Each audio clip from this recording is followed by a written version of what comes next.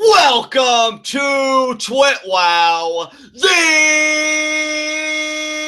best wrestling podcast made for wrestling fans, by wrestling fans, on the web today. I'm John, that's my cohort and commentary, Ashton, and this is our Lucha Underground review. What a show tonight. What a show tonight. Oh my God. You guys already know what I'm talking about. I don't even have to tell you that main event tonight was incredible. But beside that, this show, you isolate that from the rest of the show, it was still incredible. Debut of the Rabbit Tribe was awesome. Had a very interesting Black Lotus cinematic that I'm excited to talk about. Dante's singles debut, Dante Fox, freaking murderer out there. Unbelievable talent and a great match against Killshot. This was an incredible episode. I want to say, what, episode 12 of Lucha Underground? Correct. Whatever it was last week. Partner, you got to step in here for me. What did you think of tonight's episode? Yeah, I thought this was a really good episode, and you know, I think this is the first time that I'm speaking since 8 o'clock on the dot because I just kind of stepped back and let you go on our last video. But yeah, man, I thought this was an amazing episode.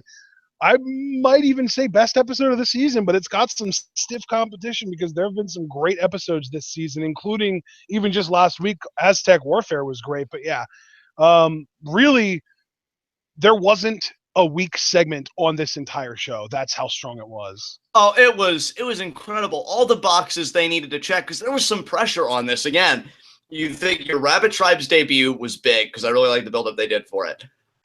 Dante Fox's singles debut, again, we saw him in a tag match, but I mean, this was just all coming down on him and his rivalry with Killshot. That was going to be on display, and that match was fucking incredible. And then the main event, and it's not just because it's Johnny Mundo, that's a huge part of it. I mean, this is coming off of a historic week last week. First luchadora in the temple to win the world title. And it's a gift of the gods cash-in, so you kind of further the success or failure ratio of that belt. So every match in one form or another, I felt like had gravity to it, as well as every cinematic. Like this show, everything it did, which is par for the course for Lucha Underground for the record, but everything they did had purpose. It was absolutely incredible. I loved everything they did tonight. Everything Lucha Underground does having purpose is the norm. There's nothing really surprising about that. That's just something that we've grown to expect from them and that they deliver on every single time. Oh, absolutely. I mean, I freaking love these guys. You know, they're absolutely incredible. They know how to use talent. And that's so refreshing because it's not just being able to go out there and wrestle like you and I talk about a lot, especially Lucha Underground. Because I know you've always been, to me, like more of a story-driven guy. Like you love a good story. Me, I was always half and half. Lucha Underground has brought me over to, yeah, I need a good story now because Lucha Underground just spoiled me. And they're just so good at world building and making their stories intimate and have depth. It's mind-blowing to me. And this episode was just another exemplary model of that talent, of that ability they have at creating stories. So I can't wait to get into this with you. Yeah, I mean, well, hell, let's just get right into it straight away then. All right, let us get right into our Lucha Underground review. And we have the opening cinematic, and I believe it's the Rabbit Tribe, right? We get clued in on them in the ring. Yeah. We open up with the Rabbit Tribe, yep. Yeah, and here's the thing, because it was live reactions, I got bits and pieces of what Paul London was saying. Did you get the whole promo, or where were you with this? Because I enjoyed the vibe and the atmosphere, but as far as the content, I only picked up bits and pieces. So what about you? I think I don't actually know for sure exactly what he said. All I know is that he was just kind of explaining how he had come to accept the White Rabbit. Okay. Yeah, dude, I love the freaking aura these guys give off. And I mean, hell, there's not much more I can say about this cinematic again, because I really didn't catch much of what Paul London was saying, but the atmosphere was there. I love the vibe, the costuming of these three guys. It's great to see Paul London back in the thick of things, and a gimmick that you can tell he's very immersed in, I think, and really having fun with. But that's really all I have to say about the cinematic. Is there anything you want to say about it? Oh man, like the cinematic itself was weird, but everything got even weirder and even more bizarre when they actually showed up in the temple. Right. Oh my God. Well, let's get into that, because Melissa Santos makes the announcement that our opening contest is a trios championship match, which shocked the both of us because it's not unprecedented in Lucha Underground for people to debut and get unique opportunities. Daga debuted and he competed for an Aztec medallion, but I didn't expect these guys to compete for the trios titles right out of the gate, but they make their entrance. And Ashton, I'm going to have you take this portion here, brother. Like, what did you just think on the whole of the Rabbit Tribe's antics tonight and just their mannerisms and everything? Even just at the very beginning when Melissa was introing them, they were like joining hands and forming a circle around her and like dancing and waving their arms and stuff. I feel like I want to watch it again because it was some of the weirdest, most bizarre stuff I've ever seen in anything, regardless of genre. And the fact that it's happening and taking place in a wrestling ring makes the bizarre factor go up even more, I'd say. I'm telling you, I want a feud between the Rabbit Tribe and the Moth Tribe.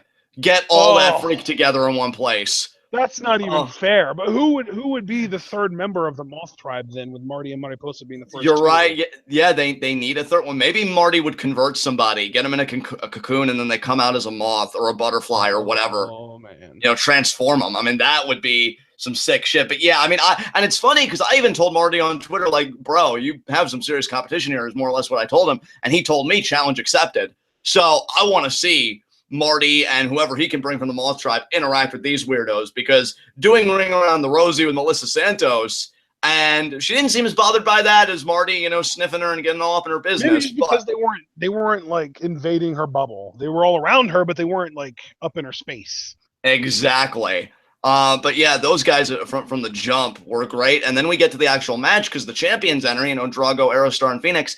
Ashton, what did you think of this? To the actual match, and then things get even weirder somehow. Yeah, because these guys, man, I'll tell you, my favorite moment in this match, I'll be honest, is they do the rudimentary tactic of taking out the other half of the ring. So, you know, they take out, I believe it was Drago and Aerostar, and it was Fenix that was the legal man at the time. And then Saltador and, what was it, Malta Suerte? I think is how you pronounce his name. Mala Suerte. I think the Lucha Underground Instagram had a typo because Mala Suerte actually means bad luck, and I have no clue if Malta Suerte is even a thing in Spanish. So I'm guessing that's just the Lucha Underground Instagram with a typo, because I was fairly sure that I even heard Melissa announce it as Mala Suerte rather than Malta, and I was just confused. So yeah, it's whatever. But yeah, Mala Suerte, bad luck in Spanish. You know what? I'm gonna see if I can figure out if Saltador actually means something in Spanish as well, because it might.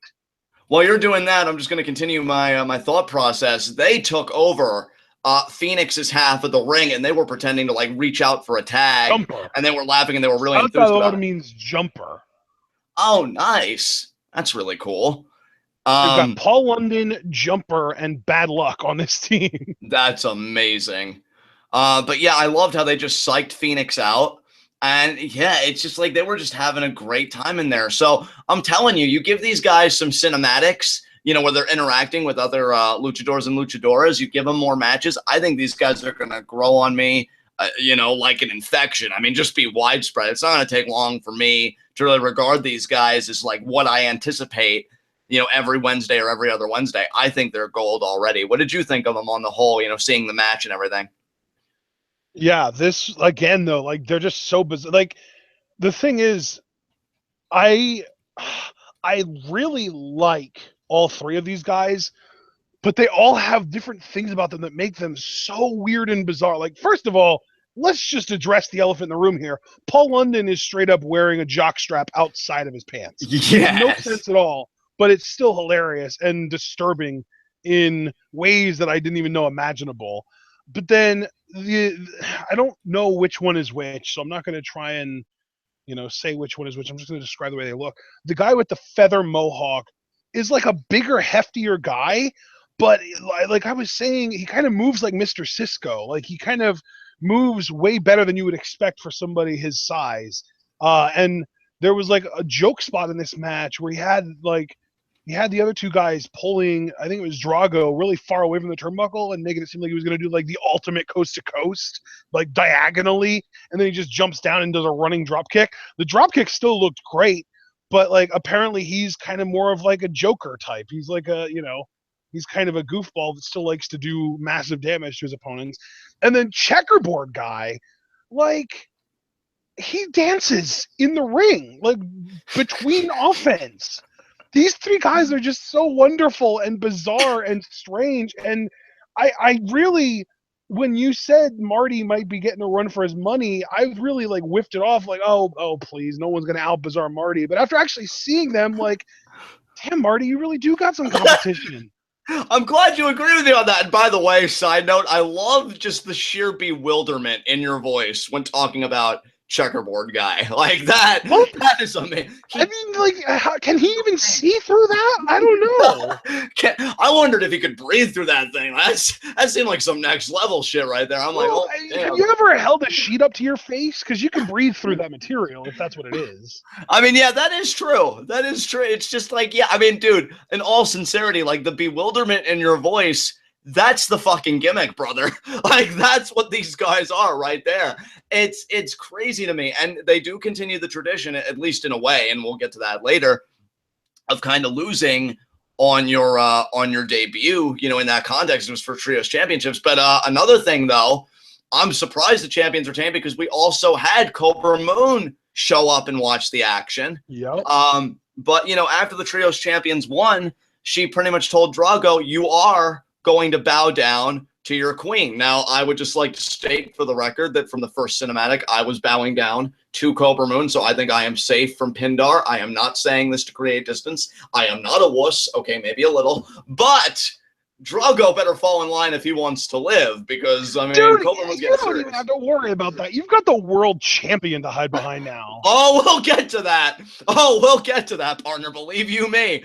But yeah, I mean, what do you think about this whole story with Kobra Moon and Drago? Like, I know we're sucked in. I know you're probably feeling good about it like I am. But just this development, how did you feel about it tonight? You think things might be escalating soon? Yeah, it's weird because the whole thing is kind of operating on this Pindar character that we don't even know, like, is Pindar going to be a wrestling character, or is it just like part of the lore like Captain Vasquez? Or, like, is it going to be like another character like Delgado's Lord, where we don't even see Pindar for months, if not years at a time, and then like there's like this big reveal? Or like, I don't, maybe Pindar is like not even something that has a physical form, and it's just like a spirit that can take over a body, and that's why we saw Daga in the trailer, because that's really Pindar's new form now. Like, I don't freaking know, man. I'm so perplexed by this whole thing, and I'm excited about it. And that's what makes Lucha Underground great, is that they don't give this kind of stuff away immediately, and the stuff that they do have building up. The wonderful part about that is that, like, yeah, they take time to build things up, but it's not like WWE where the thing that's getting built up to is the only exciting thing on the show, so that's all you can think about. Like with WWE, Monday Night Raw rolls around, I completely uninvested in the Raw women's division as long as Charlotte is the champion. But then Emelina vignettes show up, and I'm like, oh my God, I can't wait. But then you realize we've been getting the same Emelina vignettes for 7 weeks, and it makes you less invested. On the other hand, with Lucha Underground, they have legitimately compelling content. Yeah. So even when you see like a White Rabbit Tribe vignette, it's exciting, but they're so quick with, oh my God, here's other amazing stuff in your face. You stop thinking about the vignette for a moment. Dude, I mean, I'm picking up what you're saying 100%. And you look at things like the Rabbit Tribe and like the tension between Drago, who's a freaking dragon character, and Kobra Moon, who is just, this snake-based character, belonging to the Snake Tribe. And I love that feud in this tribe in particular because they personify what wrestling is, particularly what Lucha Underground is, at its best. And that's very honest. Like, they don't try and do smoke and mirrors. They don't try and seem like more than what they are. They take advantage of the fact that it's pro wrestling. They take it. And look, you and I watch people, even though they were older videos, some of them, we watched other people talk about Lucha Underground, and one of them that we watched, he said like the biggest criticisms levied are, oh, it's fake, or oh, it's this. Well, Lucha Underground embraces the fact that pro wrestling is in the same realm as, say, the Avengers or Agents of S.H.I.E.L.D. or whatever, and they turn it up to 11. And things like the Rabbit Tribe and Kobra Moon and Drago, like they just exemplify that fact, and I'm hooked on both of those things. I mean, the Rabbit Tribe, it's hilarious to me that we've been kind of making jokes here, specifically me, about, meth or this or that. And we're like, oh, where's the meth? I mean, no, this seems like a pro LSD group. I mean, they seem like they have a great fucking time. Pass out lollipops to everybody. I'd be down with those guys in a fucking heartbeat. You kidding me? And Drago and Kobra Moon are just all kinds of wonderful. I've always loved Kobra Moon, and Drago, I feel like, works best in roles like these, where we really embrace the fact that he's a dragon. I find that more interesting than when he has the ambitions of any kind of mortal man, like the Lucha Underground Championship or whatever. Stories that involve his mythology, I can always get down with. And yeah, this is just looking like so much fun. So this is a great match and great post-match segment all around. Yeah, man, absolutely. This was great. And as far as the post-match segment goes, I'm really excited about Kobra Moon getting more to do this season. And it really, I think another storytelling element that Lucha Underground utilizes that nobody else in the wrestling world does is flashbacks. And I can't wait to get the flashback where we find out exactly what happened to Daga. Or, I mean, hell, we never got a flashback showing what happened to Sexy Star, so maybe they are going to go the, let the human mind wonder kind of thing. But I don't know, because we did see Daga in the trailer, so we are going to at least see him as far as his body goes. I don't know. Right. And I mean, my stance on it, because I expressed it in the whole Marty Mariposa feud. I love that they're Hitchcockian in the way that they understand human psychology enough we can just give them a morsel of something and the human imagination will do the rest of the work. I mean, we're proof of that every week, because they'll give us a little something and we just delve into the most wonderful and beautiful kind of conjecture, as does everybody else. And Lucha Underground understands that's where the money is. We can tickle and we can tantalize the imagination, and they're going to follow us and, to the ends of the earth. That's why I think even at its, most confusing and most perplexing and sometimes frustrating, shows like Lost were so successful, because I think it relied on that same thing. Just give them a little bit and just have them go wild on their message boards or whatever. And I love that Lucha Underground does it. But the biggest difference, which I'm sure many people would say that Lost didn't have, was that to me there is a consistent payoff. The frustration or whatever, and I say that in a nice way, oh, it frustrates me because I can't figure it out. It always has a payoff, and it always kind of ceases in a way that's okay, now I know, now on to the next big mystery. And yeah, whatever's going to happen with Drago and Kobra Moon has me hooked in deep, and I can't wait to see what happens next.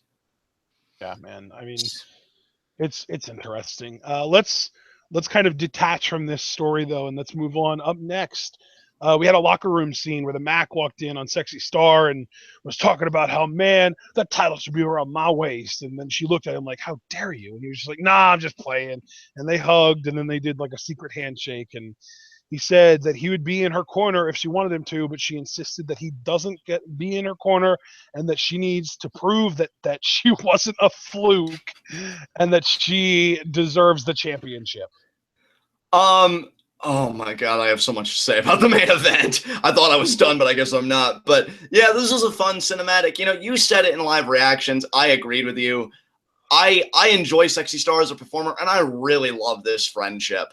Because what I love about it, too, the friendship just seems so honest and so warm, but never once do you think, oh, are they going to get together? That's never crossed my mind with those two. I just enjoy the friendship for what it is, and I think it's so rare that TVs or movies get that right. I mean, it's not that it's never been done, but it's so rare, because everybody's always like, oh, I ship it. I don't. I think they're amazing friends. I love this friendship. It's honest. He's down. He's got her back. I mean, not tonight, but that's only because she didn't want him there. She respected it, but she's like, I've got a point to prove. You're talking about two great technicos, two very personable technicos with a friendship that I just think is very authentic, and I really enjoy it. So this is a great cinematic for sure. Yeah, absolutely. All right. So then we get to our second match of the night, and this was, if it wasn't for a certain emotional investment in a super performer, this was probably the match of the night. Oh, yeah. Dante Fox versus Killshot. The first time ever in Lucha Underground two former comrades of war meeting in the middle of the ring in a different kind of war. Oh, yeah. I mean, dude, I want you to take the reins on this because I know you've known AR Fox for some time, and I know like one of your favorite moves is the imploding 450 that he does. I mean, what did you think of his first big singles outing here? Yeah, I mean, he's amazing. He's awesome. He is ridiculously underrated by the wrestling world at large. I don't understand why he isn't a bigger deal. I don't understand why he doesn't have the same amount of hype behind him as someone like Ricochet or Will Ospreay. I think he's just as athletic as Ricochet and really more athletic than Ospreay. So yeah, he's phenomenal. He's so good. And even tonight, he proved that he's not just like you were talking about in your 25-minute Johnny Mundo promo. He's not just a spot monkey. He can sell, he can tell a story in the ring, and he did a great job of doing that tonight.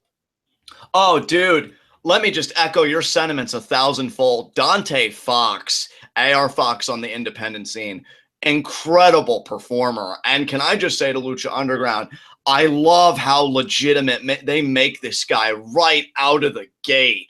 Because, dude, let's just acknowledge the elephant in the room here. This guy kicked out of at one point an avalanche death valley driver on the fucking ring apron, which was preceded by a killer instinct, a double stomp off the top rope from Killshot, and he's still kicked out.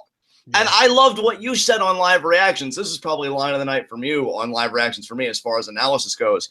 You said, and I'm probably paraphrasing you here, so forgive me, but you said because it's Killshot, Dante wouldn't allow himself to lose. It's that kind of like a situation that we had earlier this year in G1 where it was Naito versus Shibata. And Naito, you know, he really had Shibata down for the win. But Shibata found it in himself to kick out. And I think that was because it was Naito and because he hates Naito so much that he just would not allow himself to lose to this man. I think that's what what Dante Fox feels about Killshot too. I think that he feels that, you know, maybe if anybody else would have hit that Death Valley driver off the top rope and then their finisher on him in the middle of the ring and gone to pin him, maybe he wouldn't have found it in himself to kick out. But because it was Killshot, and this guy that he just has all this contempt for, he found it in himself to stay alive in the match and go on because he just refuses to lose to this guy. And I love that. I love that. It's the little things. And I think it's things that you and I and those that watch at home are more privy to. Not saying that the live audience, you know, the believers haven't put it together, but the cinematics really do go a long way. And with us being substantiated with that and the live stuff, like him kicking out, it's not just, oh man, he's OP. No, it runs deeper than that. He can't permit himself to lose to this man. Because if he lost to this man, it's like... And really, the way that you just put it, the whole he can't permit himself, that kind of plays back into the soldier mentality. Yes, that's a great point, dude. Being a soldier at war, you are taught, you know, levels of discipline that most normal citizens could never comprehend. Right. And you know, he exercised that discipline tonight in full, because when he comes back, fuck, does Dante Fox come back. And he puts the moves on Killshot. I mean, that Spanish fly off the top rope was so crisp and so gorgeous. And then the imploding kind of DDT muscle buster finisher that he does, still pop for it. I guarantee you before the end of 2016, that'll have a firm place. If not in my top 5 favorite finishers, certainly top 10. That shit is gorgeous. Just gorgeous. And he gets the win off of it. I mean, that's it. So Dante Fox beating Killshot. And it makes sense too, because, dude, what do you always say about in the WWE when we look at heel face feuds? It's always better when the heel wins, especially in this first-time big matchup, because it gives the face a bigger reason to do the chase. And now Killshot not only still doesn't have his friend or brother in arms when he's tried to explain himself, but now, like, part of that vengeance has already been taken. And who knows now, if Dante Fox knows he can beat Killshot, I think what that does is that creates room for the aggressions and the hostilities to escalate. Oh, I beat him once, so now I know I can do whatever I want to that guy, and I'm capable of it because I just beat him in the middle of that ring. So Killshot, by losing, he's done the opposite of put his problems to bed. They've just grown tenfold now. And I just love the animosity in this feud already because I buy it. You know, I really freaking buy it. Another thing that I absolutely love about the fact that Dante found it in himself to kick out of that and to really dig deep like that and to kind of up the intensity is that might kind of force Killshot to reevaluate his situation too and be like, damn, like this guy really hates me and he just beat me. Like he's trying to take the food off my table and now he's going to start to take it personally and maybe we'll see him kick out of something crazy like that too, just to kind of prove that like, you know what, you have it in yourself, but we had the same kind of training and now I've gotten to the point that I might hate you just as much as you hate me. Yeah, and what I love about it for the Killshot character is he's not just a babyface that's like, oh, woe is me, my friend is angry, my friend is angry. Like, if you remember from the cinematics and that line, like, I fight to forget and I fight because I can't. And now he really can't forget because it's manifested itself in the form of a friend that, for reasons we don't know, feels like, Killshot, you left me behind. And Killshot now has to physically face that. I'm telling you, man, like this story, I can't wait for it to get more prominence, you know, on Lucha Underground, maybe more cinematics and this and that, because this story has emotional undercurrents to it that are pushing it forward full force. I think this has got a lot going for it, and I'm just enjoying every twist and turn. And this is a fucking great match tonight. Don't let the main man. Every season of Lucha Underground, we get these little feelings where certain people are gonna step up and be like a big, or have like a big match or a big moment, or just be really prominent in the season. And Killshot is one of those guys that I had that feeling about coming into this season, and this match and this feud does nothing but amplify that feeling. Oh my God, yes, dude, 100% agree with you. And I'm telling you, guys, don't let the happenings of the main event, and I know it was wild and crazy, and we're going to get to it here in just a few moments, but don't let it overshadow the brilliance that was this match and everything going on underneath, because this is a real gem of a story that Lucha Underground has, and I just really want to take the time to put it over because two world-class performers, one great story with actual emotional resonance that, again, touches on a subject matter that's so sensitive, but they do it so tastefully and in a way that I feel like never transgresses the boundary of being a caricature. So just bravo to Lucha Underground and all involved. This is great. Yeah, another guy I had that feeling about coming into the season is Son of Havoc. So really curious to see where he goes this season. Definitely. So, anything else you want to say about this match? No, let's move on. Up next, we had Johnny Mundo showing up in Dario Cueto's office, talking about, you know, how ridiculous it was that Angelico cost him Aztec Warfare last week. And then he said that his lawyer/agent faxed Cueto something. Turns out it was a restraining order against Angelico, which would keep him away from the temple, at least for the time being. Yes. Again, great way, because, I mean, and I'm sure you went through it. Everybody, you know, that was rooting for Mundo or rooting, you know, for Mundo because of me, you know, or any forces are like, oh, is Angelico going to interfere? Like, that was the first thing from people's minds, including my own. And this is a great way to deal with it. And, dude, given what happened in the main event, Angelico's coming back in a pretty freaking sweet spot because he's gunning for the world champion. And now, like, and again, when we do Lucha Underground TWitWoWs, that's where I'm more sincere and analytical and all that stuff. Angelico deserves that spot. That guy is a beast. And he has a look and everything that just screams pro wrestling. I'm glad to see him in this spot. Really, I am. I think those two can make fucking magic together. And I love it too because you don't see him. That's what I love about Lucha Underground too, because I'll give you an example too, and it's perfect. To me, it's perfect because just last night we had SmackDown live, and now I didn't actually watch it admittedly, but I did read the recap and I did watch the YouTube clips like I usually do when I'm absentee. And you know, no offense to SmackDown Live, still seemed like a great show, but you know, Shane McMahon was like, "Oh, Dean, you know, you got the night off. You got the night off. You know, Lunatic Fringe, we need to rein that in." But you know, every time, at least on WWE's side, it's like, "Oh, you've got the night off." They're gonna show up. They're gonna find a way to show up, and 9 times out of 10, with no consequences to bear. If they are consequences, they're paper thin in the form of, "Oh, you get to compete, so your consequences are doing your job." But with Lucha Underground, when they say he's not gonna be in there tonight, he's not gonna be in there tonight. And if they do, then I actually believe the consequences are heavier, have a greater gravity, and they're more legitimate. it's the little things that this promotion does right that I'm looking for, mainly WWE to follow suit on, because that makes everything going on around our main event match tonight matter. Because you didn't see Angelico tonight, but now when you do see him, the pop's going to be bigger. The implications are going to be bigger. Everything is going to be bigger and better now because they exercised restraint, no pun intended, restraining order, with Angelico tonight. I love it, dude. I think it's great. And they have a nice little comedy segment here. Johnny Mundo's like, oh, well, maybe when I become world champion, you'll treat me with more respect. And, Cueto's like, or what? Are you going to get your agent / lawyer on me? And Mundo's just like, damn right. And he walks out.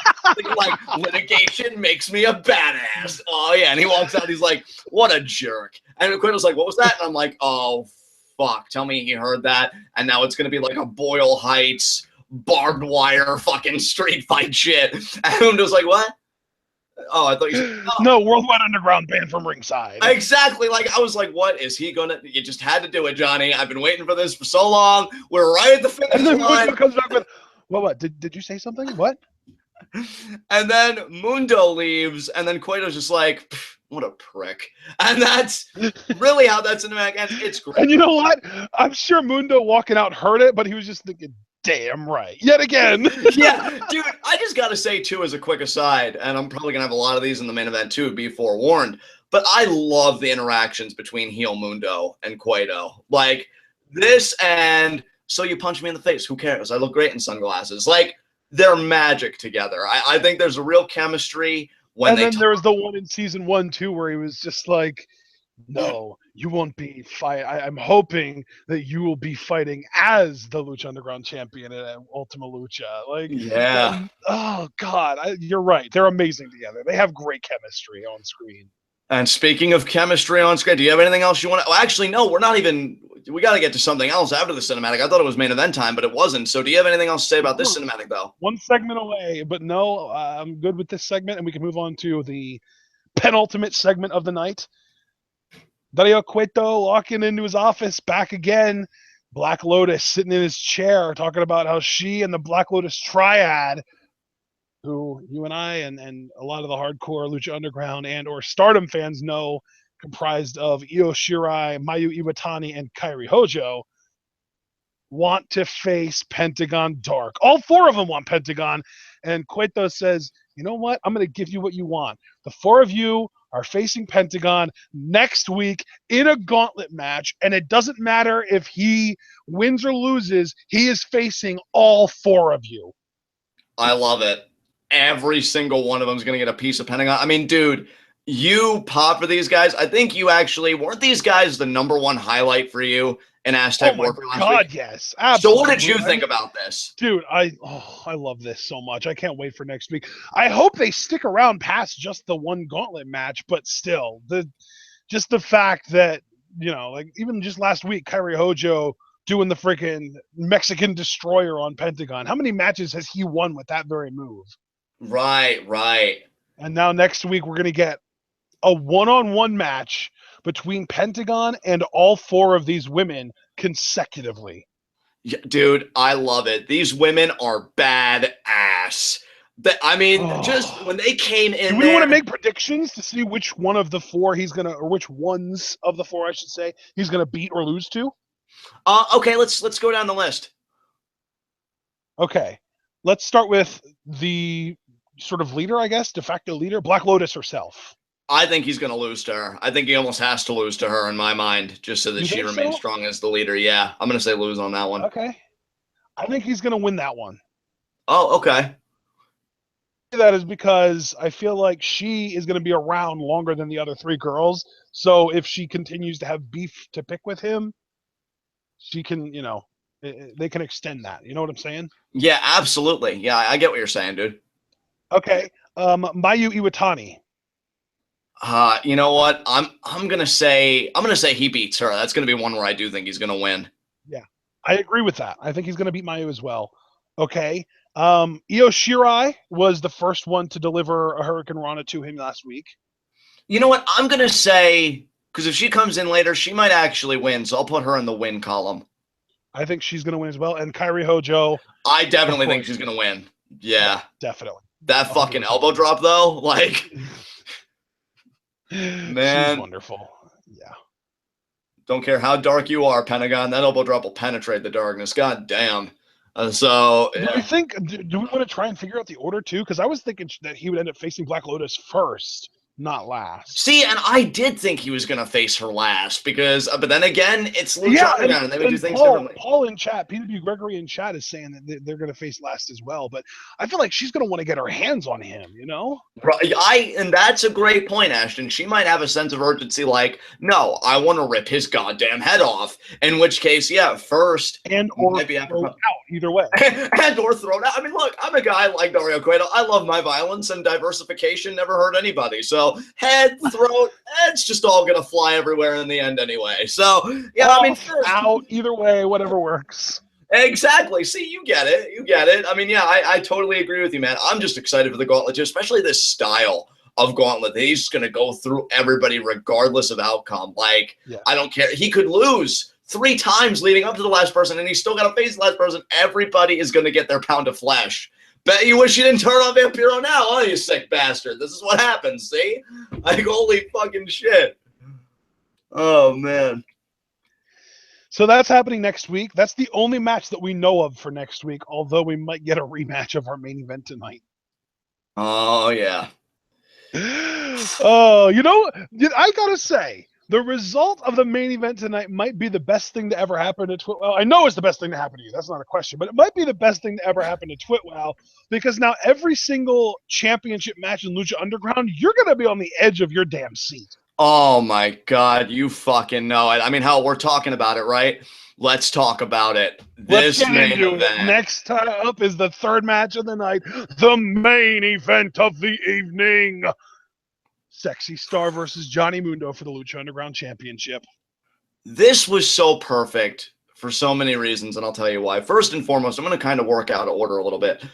What I'm noticing lately with Mundo, and I'm not saying he has a 100% success rate because of it, which honestly I think makes it even better because it makes it more human, more honest. He's more cerebral in his approach. I noticed that with Gift of the Gods. Like, okay, Worldwide Underground doesn't work. Sexy used a chair. Marty Elias is down. I try and use the chair. Oh, the chair's been taken away from me and Sexy's recovering. Good thing I packed brass knucks. Like, I like that he used his head. And he's like, I paid over $94,000 for that match. I ain't going to lose it. So he comes with a little something extra. Tonight, despite the fact that Mack's not there, or, you know, Angelico's not there, and Mack was because Sexy was like, I'm going to prove it on my own. And Sexy is formidable. Sometimes she could catch him on a hiccup like a cradle or whatever, but she can go. She's not going to be beaten easily. And this match illustrated that. But, and you had such a great eye, too, because you even noticed when they panned to that woman in the mask originally, hey, is that Taya? And I thought it was because from a facial standpoint, from what you could see outside the mask, I'm like, yeah, it does bear a resemblance to Taya, maybe. And they go out. Apparently, Taya has a very easily identifiable mouth. Yeah. You know, very distinct is the word I would use in a good way because she is the perfect woman. But, you know, Mundo then, we think he's just being a dick, taking a crutch from somebody. And I'm like, oh, that's next level heat going after the handicapped people in the audience. Yeah. You know, using that crutch. And it doesn't work out. You know, Sexy, you know, keeps him at bay and everything. And then she goes over and she gets decked by that fan with the brass knucks. And then we know it's Taya. Now, I don't take comfort in that, at least not immediately. Like, yeah, she's probably knocked out, but, I mean, you know how long I've been on this freaking journey as a fan. I'm like, it ain't over until I see a 3 count registered. And then he hits into the wall, and I'm still waiting for Mack or somebody to come out, right? And then the 3 count. Like, holy fuck, dude. Johnny Mundo's world champion. Johnny Mundo's world champion. Now, I'm going to ask you, everybody knows already from my huge-ass markout, which you'll have up late tonight, how I feel about Johnny Mundo as world champion. I'll give my more objective thoughts to begin with, but I don't want this segment 2 to be dominated by me. What do you think of Johnny Mundo finally being world champion? Do you think he'll be a great heel champion for the promotion? What do you think they could go with it? Just give me your thoughts. Dude, I'll tell you what I think. I think it's about damn time. I think he could have won it at, you know, one night or all night long. I think he could have won it all night long. I think he could have won it, maybe not last season, but I think that he could have had, you know, if they would have had, you know, the dial of doom land on him this season, he could have won it then. He's been primed for a world title run in Lucha Underground for, I'd say, well over 2 seasons now. And Yeah, he really did feel like the first, like he and Puma were the first real main characters of Lucha Underground. Yeah. Yeah, and I'm gonna say this too, and yes, it's gonna be weird coming at this time because of course he'd say that. I love Sexy Star. And I'm gonna keep defending Sexy Star and putting her over because I really don't think I was really disappointed by the backlash her title win got. But Lucha Underground, again, even when it comes to the fundamentals of pro wrestling, sometimes they'll play with them, but sometimes they'll adhere to them. They know there's more money, that there's more intrigue, more investment in a heel champion than a babyface champion. Because, I mean, Puma was a face champion, sure, but he at least had, Conan, and he was the upstart, and there was this aura about him and this swagger. Like, okay, Yeah. let's run with this might be controversial. I hope it isn't because I feel like it's something that most people would agree with, but man, I gotta say, Prince Puma is the best babyface champion that we've had in any wrestling promotion in the last few years. It's unbelievable that he managed to stay compelling throughout his entire title run to the point that not only was his best moment the night before or the week before he lost the title, but then when he did lose the title, it was also his best match. Like that's talk about meeting a crescendo, Oh my God. I mean, dude, Prince Puma is brilliant. He established a strong, powerful precedent for what it means to be Lucha Underground champion. But yet the baby faces, and I'm not saying Sexy doesn't have a connection with people, on the contrary, but the ones that, may but are more sympathetic in their nature, like Fenix, when he would always get brutalized by Mil Muertes, they've only had week-long title runs because I think Lucha Underground realizes unless you have that aura, unless you have that believability that we could put your face on a poster and you carry that shit on your shoulders and you own it, it's better on a heel because people always want to see a heel toppled more than they want to see a babyface overcome. And that may sound weird to people because they may be like, well, is that the same thing? But it's not, because babyfaces can overcome and then they go on these long title runs that people get bored with because we're inherently drawn to conflict. And heels, by their very nature, create conflict. Johnny Mundo, after such an emotional week last week, robbing Sexy of her dream again, I might add, because he took Gift of the Gods from her. Now he takes the actual world title from her. That's compelling because now everybody that's been waiting for this, whether you wanted to see women more empowered in wrestling or you just specifically a Sexy Star fan or whatever your case was, you're like, oh my God, this dick. Oh my God, they're, status quo or this and that, or I can't believe he screwed her again. Like, what's happening? And they want to see him handed his ass. And let me tell you who this helps. Everybody. Everybody's been saying, because let me just say this, everybody's been saying, oh, sooner or later, Worldwide Underground's going to dissolve. Well, guess what? At this point in time, great, because now Taya looks like a badass if she's going for the big gold. Jack Evans looks like a badass if he goes for it. Same thing with PJ Black. Angelico, because now his feud has teeth. Because he hurt me, taking away my livelihood. Now I can hurt him by taking away this one thing he's been chasing for 3 seasons. The Mack, if he gets outraged seeing his friend screwed over again, he can use that to catapult himself into a world tournament. This helps everybody. Everybody can step up now because the thing is, and you've said this, and I love that you said it because you're right.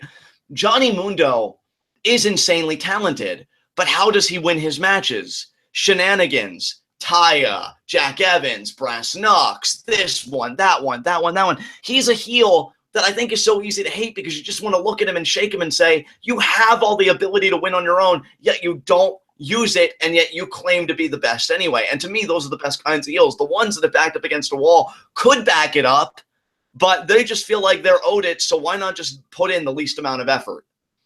And it's going to help everybody now. And this is me, again, trying to be objective. Yes, I'm happy because it's Johnny Mundo. Of course I am. I ain't going to make a front about that after I talked for half an hour after the episode ended. But his heel work has been phenomenal this year. And again, I reiterate, superstar of the fucking year to me. Because now he's Lucha Underground champion and the second ever Triple Crown champion. Dude, everything happened for him this year. Everything. Everything's come together for him this year. And dude, Johnny Mundo's resume, I mean, prior to this year, it was impressive, but this year, it's like everything came together for this man. It is Yes. unbelievable. I mean, beginning of the year was kind of like, yeah, okay. But then, like, we're talking like April-ish, May-ish, somewhere around there. His win to loss ratio started going up and up and up, and he was on such a freaking roll. And Yeah. then he ends up getting the winning pinfall at the Lucha Libre World Cup in the finals to win the cup for Team Lucha Underground, pinning Pentagon Jr. at the time. Yeah. And then he and Worldwide Underground are the trios champs at the time, I believe it was. And then frickin' beats Pentagon Jr. in AAA, where he is a frickin' gringo, and they don't even like him. Well, obviously they don't like him. He's a frickin' heel, but like AAA didn't even give him a frickin' look prior to Lucha Underground. And now, not only is he in AAA, he's the Latin American champion, and he took it from Pentagon, and he's with Taya there too. And then to top it all off, he wins Gift of the Gods, and then gets screwed out of Aztec Warfare, and then wins the World Championship. Like, this is the year of Mundo. And then he's going to have his title run. He's going to have his title run. Yeah. Now, I'm not going to spoil anything for anybody, but remember what you told me. And remember now what we got tonight. And think about that he's going to do that before this year is up. And that's added to his year too. I'm assuming anyway. This guy is ridiculous right now. Like, everything he's fucking doing, I'm like, well, shit, what the fuck? Like, what else can he do? Like, to me, if he doesn't have a case already, and I understand AJ Styles is a thing and Kenny Omega's a thing and all these guys are a thing, but if he does not have a legitimate case at this point to be Superstar of the Year, he never will, because what else can you do? Given where he works, what else could you do to, you know, make that claim? I mean, he was in Bola, which ultimately he lost, but I love that he at least made it past the first round, so we got to do that this year, which I thought was so cool. Like, as a Mundo fan, this year, and I'm not saying his 2017 is going to be shit because we don't know yet, but this year is the year I've been waiting for him to have, because everybody would always say, oh, he's really good, but there's no but anymore after this year. Like, he went out and he did it, man. Like, he fucking did it all this year, and oh my God, he's world champion. I can't, I say it, and like, wait, no, pinching myself, no, it's real. It's real. He's world fucking champion. And whatever babyface takes it off of him, it's going to be great. And it's going to be totally different. And I love this too. It's going to be totally different from Matanza. Matanza was great because he's this imposing, empowered, dominant entity that could literally kill you. But Johnny Mundo literally kill you. But Johnny Mundo is great because he's cerebral. And yes, he is cowardly. And his title defenses are riddled in shenanigans. He's the quintessential heel, but in such amazing packaging and presentation. It works, man. It's so fucking good right now. I can't wait for his title run. Hell, I can't wait for his first title defense. All these sentences are real. Like, you know, I can say it. Yeah. That's amazing. The thing, dude. That's what I was saying a few minutes ago, is that, like, now he's champion, and if he gets a decent run every single time that title is on the line, we're going to get like 90% of the level of excitement that you got tonight. And every dude, time. Here's my thing. I'm not saying it's going to happen, but I hope they pull the trigger on Mundo and they just have him put over a Technico at Ultima Lucha Tres. Like, I want him to go into that event with the fucking title. I hope he does. I don't know if he will, because it's a hell of a climb yet. This was only episode 12. And we've got so much further to go. Episode 12 of 40. Of 40. And in Lucha Underground, that is a steep hill. But what you guys might not know is that the last, not 2, not 3, 4 episodes of this season are Ultima Lucha. Yeah. Yeah. And it's just incredible to me that they've done this, that he's in this spot. Will he go to Ultima Lucha Tres in this spot? In all likelihood, probably not, because, again, it's a long ways away. But if he does and they give him that run, oh, my God, whatever Technico he faces, and it would be great if it was an Angelico or maybe even a Taya if she sours on him, You know, and that's the thing. Like, I just want him now. Dude. Yeah. Yeah, and I can get excited No, about it I'm now. just thinking about, like, that's the thing. Like, I'm just thinking about all of the technicos in the temple that now have, like, again, it's similar with Matanza, but now it actually feels like there's, like, an obstacle that they feel is attainable. Like, Matanza, it was like, you don't want a world title match anymore because it's Matanza. But with Mundo, it's like, you want to be the one that can get the title off that guy. Exactly. Exactly. Like, and I guarantee so many people are going to be itching to do it. And this is my thing, and I want to make this clear. Like, I am not going we didn't in. even see Matanza tonight, dude. He wasn't even on the show. He wasn't even on the show, and he was the guy that people were probably begging for. I love the restraint of Lucha Underground, man, because it pays off so fucking well.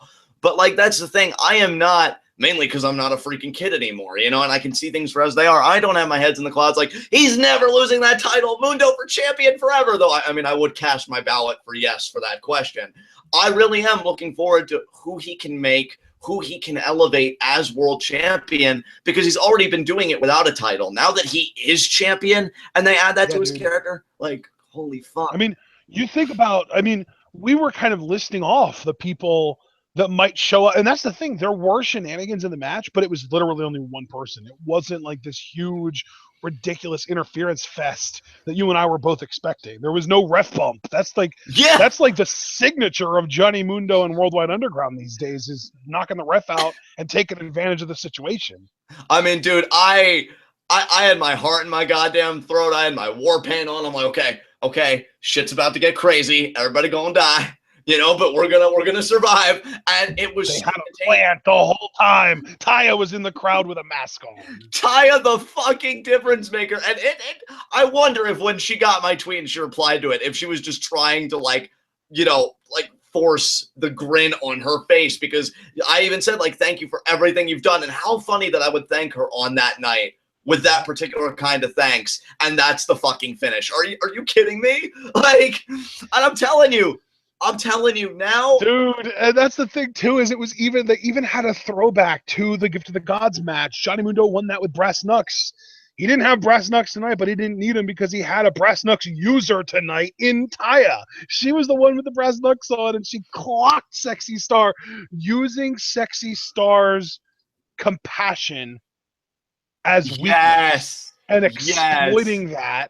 And then clocks her with the knucks. Mundo drags her into the ring, end of the world, 3 count, and it's everything else is history. It's over. And can I just say, too, on a final note, and then we can, at least for my money, get to high spots and low shots. The title of this episode is Every Woman is Sexy, Every Woman is a Star, and a woman made the difference in Taya, because she's not just sexy, she's not just a star. Dude, she's the perfect I want woman. Sexy Star versus Taya now. Yeah, I do too. And again, look, now that this happened, I got what I wanted. I got my itch scratched. Now I can look to the future, and I say this with sincerity. I look forward to Taya hopefully getting a title run, Marty getting a title run, Mack getting in the main event. Like, I want everybody to Angelico getting a title shot. Angelico getting a title shot. Like, I'm excited for everybody. Phoenix, Drago, and Aerostar might all be lining up to take out Mundo because of what he was doing with World Underground 2 Sexy Star previously. Bring it, because the more technicos he beats. That's why I love this so much, because with Matanza, yes, Matanza is the most credible champion in Lucha Underground history, but with that credibility came an air of untouchable. Like, there were very few people in the temple that you really felt like had a shot against Matanza to take the title off of him.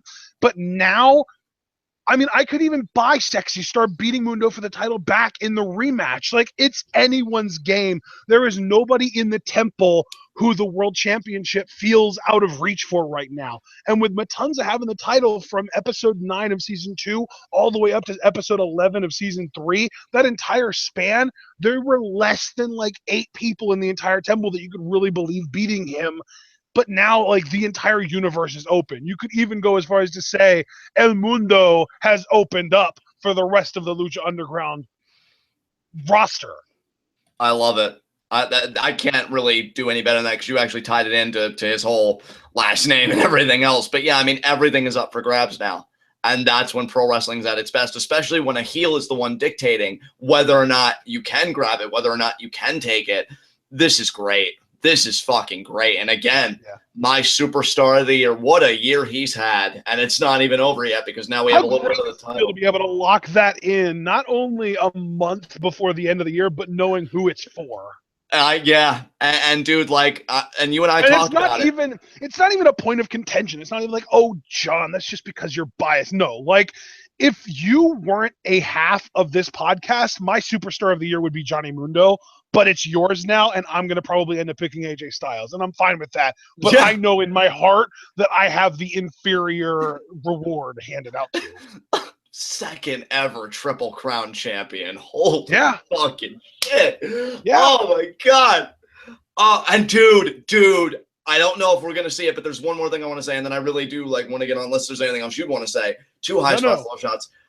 If there is a revived Prince Puma, I want to see those two go at it again for the title. Oh, the reincarnated Dark Prince Puma under the guidance of Vampiro versus World Champion Mundo. Oh my God! I want it. I actually, in the words of Krieger from Archer, I better stop because I can't possibly get more erect. That's it. That's it right there. Oh, man. So is there anything you'd like to say about the world title match, the fallout, anything? Not even regarding the world title match, but about Sexy Star specifically. I know a lot of people are saying, oh, she's retired. I think she only, quote unquote, retired and unmasked to get out of AAA. Because AAA, like, people are leaving AAA in droves. Like, it's just not a good place to work. Rey Mysterio did leave, but Fenix also left, and he's now going by Rey Fenix, and I believe that was her way of getting out of there too, because I don't think she's even had a single boxing match, and I think she's back to wrestling again. Well, you know what? Good for Sexy. I mean, again, I enjoy her there. My venom was simply because she was standing opposite of Mundo, but I've always defended her. You say you enjoy her there. Do you mean AAA? Because we've never seen her compete in AAA. Oh no, I should have said I just enjoy her. Period. Like on Lucha Underground, I'm glad they have her. But I'm thinking she might actually be sticking around. Like everyone was saying, because of the whole she's retiring to go into boxing thing. Everyone was saying like, oh, she's gonna, she's done in Lucha Underground. Season 3 is the last we'll see of her. I don't think that's the case. I think she's gonna be wrestling but most likely just as Dulce, which is her real name in in other promotions. But she'll still, because like the thing is, Shane Strickland is still Shane Strickland elsewhere, but he's Killshot in Lucha Underground. So like she can still be Dulce everywhere else, but she's Sexy Star in Lucha Underground. Absolutely. And dude, right where she belongs. Same way, like I said with Johnny Mundo in my promo tonight after he won, Lucha Underground's the fucking place to be, because these are people. I'm telling you, like, I'll tell you what the most disappointing thing is about season 3, and that's that the episodes aren't longer. Yeah, really. That's the only disappointing thing about this entire season so far. It's been amazing. And I'm even one of the people that thought that the tail end of season 2, and specifically Ultima Lucha Dos, was kind of disappointing. I expected more definitive answers. And then, of course, Ultima Lucha Dos Part 3, every single match was ended by interference somehow. And that was like, it was exhausting and it was frustrating. But then you realize that it was building to something greater. And that's what we're getting paid off now, is that greater story that they were building to in Ultima Lucha Dos Part 3. And it's great. It's freaking phenomenal. And it's funny because I was even saying in our review with the Lady J from Face Lock Feministas that season 2 felt like the first half was really part of season 1, and the second half was just getting things underway to set up for season 3. And now if you look at it as like season 1 was the first 2 episodes, including all of season 1 and the first half of season 2, season 3 then would be 53 episodes with the second half of season 2 and all of season 3. So really, if you look at it that way, we are 25 episodes into a 52 episode season, which is halfway. So we're at the halfway point. Johnny Mundo is the world champion and everything's amazing. Yeah, I can't believe it. Johnny Mundo is world champion. Wow. Just wow. I'm never going to forget this night as long as I look, because the build up on a personal side too. I mean, Just incredible. This whole day. I know you got whole tweets day. from Taya. You got Mundo to retweet you a few times. You got a tweet from Chuck Taylor randomly. Chuck because fucking Taylor. You were trying to @sexy Dulce G and you added sexy Chucky T. That's just great, dude. I love that. Yeah, like all of the stars aligned to make this a truly unforgettable night for you. And I'm so glad that you got this night, and I'm glad that everyone got to witness it with me because it was great. Yeah, and with that said, let's get right along to our next segment. High spots, low shots. My low shot is Killshot. Oh, yeah. You know, I know there were bigger losers, but why I chose Killshot was that was his match to lose. Yeah. And, you know, like, and, you know, I mean, again, Death Valley Driver on the apron, Killer Instinct, 2 count, does not compute. And Killshot just, after that, man, I think he just got deflated and he's like, oh, man, what do I have to do? Well, nothing because you lost. And it's against a guy that really hates you and you've really got to work that shit out. That's why I think it goes beyond, you know, material possessions or anything like that. It runs deeper than that. And yeah, Killshot's my low shot. Yeah. All right. Well, I think my low shot's going to have to be Pentagon Dark because, brother, next week you've got 4 sexy leather-clad Asian ladies that are going to be coming to whip your ass. And you might get one of them. You might get through one of them. You might even get through 2 of them. But you're not going to get through all 4 of them. They're going to find a way to get an advantage on you, and they are going to destroy you before the night is through. Yeah, and I honestly, Pentagon Dark, I love you, brother, but, you know, that's what you get. You were breaking arms. You turned on the only guy that really had your best interest. I mean, yeah, he might have, you know, cost you the world title, but now long term, he could have at least protected your welfare, and those 4 women are just going to tear you limb from limb. Now, my high spot, as if it wasn't a foregone fucking conclusion. This is a co-high spot. It's Johnny Mundo. Come on now. Johnny fucking Mundo for finally. I can't not sign on to that. That's just too easy. Finally, world champ. The man. No ECW championship shit. Oh, triple main event. 3 world champ. Get the fuck out of here with, oh, if everybody has a trophy, you know, like if everybody's great, then no one is. You know, he's the man. He's the guy everybody's gunning for now. And that's amazing. The beautiful thing about Lucha Underground too, is that there is one singles championship that matters. Like there are 2 singles championships, but the one that matters is the one that matters, and the other one is to get the one that matters. Exactly. And Johnny Mundo tonight got the one that matters. Oh my God. High spot all fucking day, high spot all fucking life. Johnny Mundo, I hope he has the time of his life with that run, whether it ends next week, next month, next season, whenever. Just to call him world champion is everything. He dies with the title 75 years from now. I mean, you know, that's cool too. You know, buried with the 95-year-old dusty ass, old white saggy Johnny Mundo still doing parkour like it's nothing. Exactly, like going for end of the world. Oh, my knees, but oh wait, unlike Kevin Nash, I can actually finish the job. So, you know, Johnny Mundo. Oh, what are you gonna do, Kevin? Block me? Fuck him. So yeah, Johnny Mundo. Oh, what are you gonna do, Kevin? Tear your quad? You're old. I wanted to say that with more force, but I was just laughing too hard. So yeah, high spot, Johnny Mundo world champion. Hey on Helico. Hope you enjoyed your night at home, you string bean little bitch. Yeah. So and he can't even show up because of the restraining order. How does it feel to know that personal problems cost you an opportunity to challenge for the Lucha Underground World Championship on Helico? Eat it, asshole. That's what we call law and order, bitch. Anyway, this is a very professional and mature review, and I'm really glad that we can look at all sides favorably. Fuck you on Helico. So with that said, do you have it's cost him twice now. I know, like, all because you just couldn't resist your fetish of diving off things. You're a Shane McMahon light and you know it. Anyway. Ooh. Yeah, that's right. Listen, man, I agree that he messed up, but that was too far. Oh, was it? Was it? Because I don't think it's gone far enough. Unlike Johnny Mundo, who went all the way to the world title. Yes! I feel like that image of the South Park episode of the Pee Wee hockey team, all the Detroit Red Wings are just beating the shit out of them, all the while We Are the Champions playing. Yeah, I just want to play We Are the Champions while Angelico's leg just because limp, because it had too much intimate contact with a fucking car door. And I'm tops right now. I'm at peak fucking Nirvana right now. What are you gonna do? What are you gonna do? Oh, I'm sorry. You can't do shit because it's the law, bitch. All right, now that I've talked enough shit to him that I'll probably pay for tenfold. Are you have any concluding remarks that you want to say tonight before I get us out of here? This was so much fun, John. Take us home.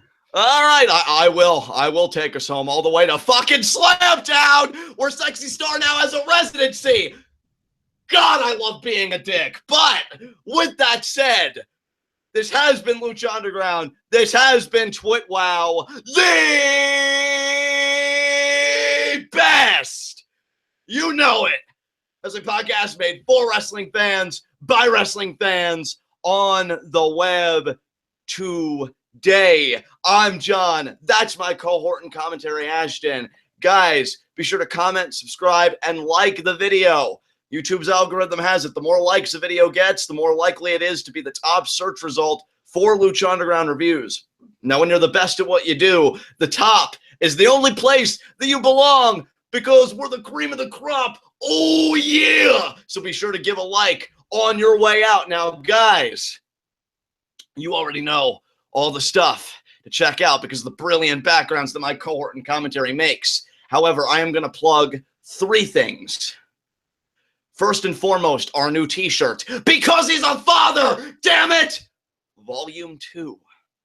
Great And you know design. what, John? While you're plugging the t-shirt, I'm going to put out some feelers for another possible t-shirt.